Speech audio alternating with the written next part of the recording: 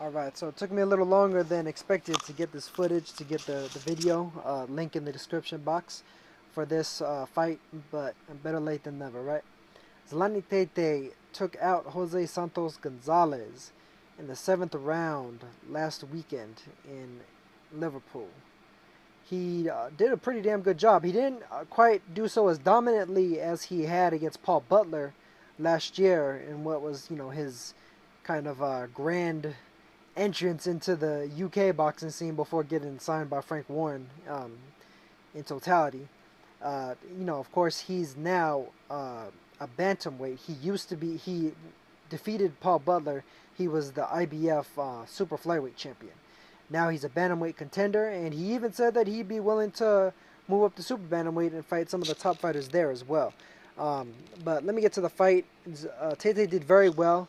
He did, like he usually does. He boxed behind the jab, shot good counter left hands and left crosses behind the jab, as well as good solid left uppercuts. The uppercut didn't quite present itself as much as it had in the Butler fight, where he was landing it pinpoint accurate.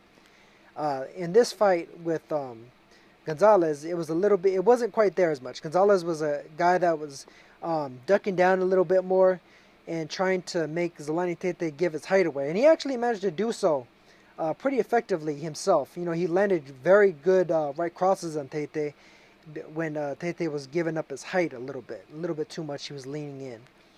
But Tete was able to adjust, and he just did an overall good job at staying at a distance and fighting his fight, which is, a jab left cross fight, as well as, kind of either when he misses a shot, initiating the clinch, and or sidestepping and getting back outside in order to reset his offense. Gonzalez, of course, was trying to stalk him, trying to get inside.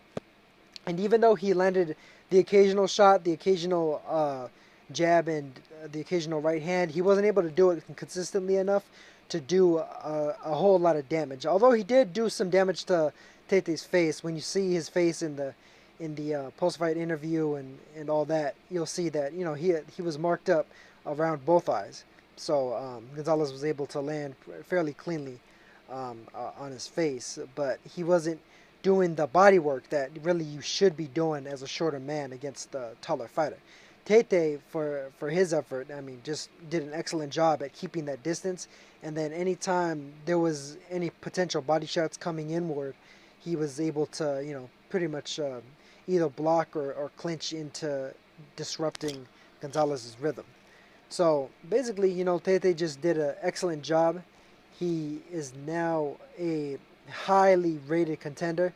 He's looking to go after Lee Haskins, who's the IBF bantamweight champion. Obviously, he's already rated in the IBF now that he moved up and was a former champion. Generally, when you're a champion in a sanctioning body and then you move up in weight, even if you're not moving up to fight for a title, you'll usually be ranked pretty highly for any of the titles there. But, Tete to me is live against anybody at the weight, although since he's with Warren now, it's most likely that he's probably going to be fighting some of the UK fighters. So he may be fighting Jimmy McDonnell for McDonnell's WBA regular title. Maybe in the future, if he was to move up to 122, he said he'd be willing to fight Guillermo Rigondeaux if that was presented to him, depending on the money, of course, depending on who else is out there aside from Rigondeaux. Of course, there'd be potentially Scott Quigg if he's still hanging around there, which would be a big money fight. Frampton looks like he's probably moving up and vacating his belt, so he may fit into that picture as well. If he can't make the Haskins fight, hey, maybe he moves up to 122 and fights for the newly vacant IBF once Frampton lets go of that strap, if not the WBA. But the WBA tends, they have a lot of fighters ranked, and I'm not sure if they would rank Tete all that highly just off of one fight at a lower weight class. The IBF would probably be more willing to do that since Tete was already a champion of one of their belts. Tete versus Shingo Waka, I think that's a very winnable fight for Tete at 122, regardless of not having fought there before. And really, I think just quality-wise, Tete is live against pretty much everybody at 118 and 122. His height, he's a 5'9" dude with a very, very long reach. I don't have it in front of me right now, but you know he has good reach. He uses his reach well. Has huge power. You know he has pretty much like an 85% knockout ratio, so he packs a hell of a punch. He stops highly rated contenders. He's stopped champions, obviously, as he showed against Paul Butler. And I mean, he's a problem, man. He's a problem for anybody he's gonna go in there against. You know, if not Haskins or McDonald or Quigg, you got Stuart Hall still out there in the UK, and then you have the other champions at 118. You got Shinsuke Yamanaka, the WBC, Juan Carlos Payano, who's the super champion for the WBA, and Ponglong Song Songyu, who is the WBO bantamweight champion. And I think against any of those guys, he'd be right at home. Especially if it was Singyu, because Ponglong So Singyu is actually pretty short. He's on the shorter side of the division. He's a little under 5'5". I think they round his height up on BoxRec. He's not a particularly tall guy. So, I mean, against those other guys, they're a little bit closer in height to Tete, and generally seem to have better jabs and the whole nine. Singyu, for his effort, he has lost Tomoki Kameda, and you could see that Kameda's height and reach advantage was really one of the big things that Singyu wasn't able to really get over. So I think Tete would, probably handle him pretty handily. But I mean, I'd say he's definitely live against anybody at 118. Any of the champions. I mean, I'd probably keep him away from somebody like Anselmo Moreno.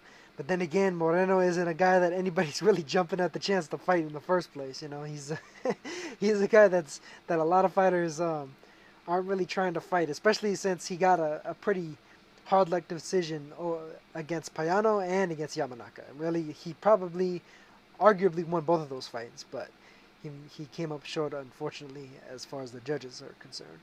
So I mean, Tete's out there. He's live. I think he's somebody to watch in the near future and in the far future, And then if Naoya Inoue, the monster from Japan, ever moves up, I'd be willing to bet that Tete may wind up being his future super fight type rival. Like he may be that fight between those two would be an incredible fight. I mean, depending on if and when Inoue moves up though, because of course he just moved up 2 weight classes from 108 to 115 a little over a year ago. So he already jumped 2 weight classes, but he's a young guy. He's 22, so he has plenty of room to grow, and I'm sure eventually he'll be right in the same division as Tete is, especially with regard to how ambitious both of them are. They're both fighters that are looking to fight tough challenges and win titles in multiple weight classes. So I'm sure that'll be like at a later date once both of them have built up their stardom to a more significant degree. But I mean, with regard to Tete, he's shown up and shown out once again. Congratulations to the man.